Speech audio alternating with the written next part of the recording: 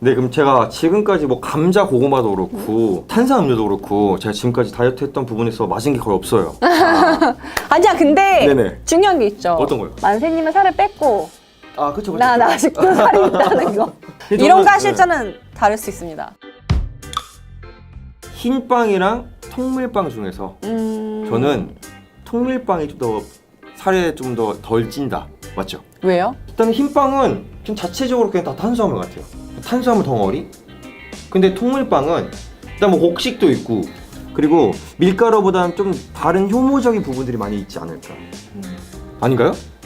사실 흰빵이랑 통밀빵에서 문제가 아니고 글루텐이라는 성분의 문제예요. 글루텐. 글루텐이라는 성분 자체 왜 외국에 나가면 우리나라에도 점점 많은 식당들이 있지만 글루텐 프리라는 제품들이 되게 많아요. 그럼 어쨌든 흰빵보다는 통밀빵이 좀 더 덜 부담스럽다. OX. 세모? 세모. 아. 효과적이지도 않고 통밀빵이 네. 최근에는 글루텐 프리가 아닌 통밀빵도 나오기 때문에 X. X예요. 다시 글루텐이 왜 문제가 되냐면 글루텐을 많이 먹으면 중독 현상이 일어나요.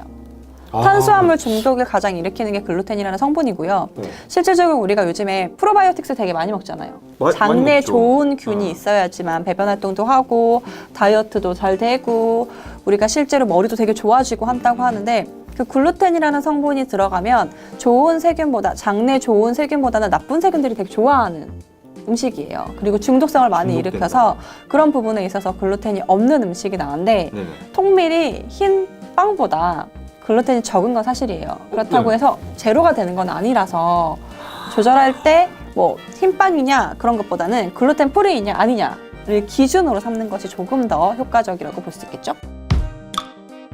우리가 먹고 싶은 게 있잖아요. 그쵸. 그러면 대부분은 우리 몸에서 원하는 거일 가능성이 되게 높아요. 몸에서 원하는 거다. 그러면 영양분이다 약간 그런 소리인가요? 예전에 어떤 게 있었냐면 철분이 되게 부족한 사람은 나 그 숟가락에 그 철을 막 빨고 싶어 먹고 싶어라고 하는 게 네. 지금은 스테인드라서 사실은 철 나오지 않지만 나오지 않죠. 옛날에는 아, 깜짝이야. 네, 옛날에는. 실제로 몸에서 철분이 되게 부족해서 뭐 쇠라던가 그런 거에 맛보고 싶다라는 느낌이 있을 때가 있었대요. 그러니까 몸이 원하는 것이. 그렇지만 사실 뭐 지방이나 튀김류를 원하는 거는 그거와 상관없이 저 방금 그거 물어보려서 갑자기 그거와 햄버거가 먹고 상관없이 싶은데 영양분 햄버거 같은 건 부족한 거. 상관없이 아, 예, 알겠습니다. 예. 네네. 결국은 그건 중독이라는 거. 네. 결국은 흰빵이랑 통밀빵은 결국은 그렇게 크게 차이가 부담이 없어요. 없다. 대신 세모다. 기준은 글루텐 프리.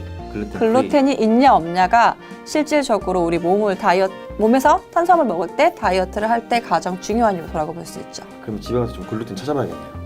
알겠습니다.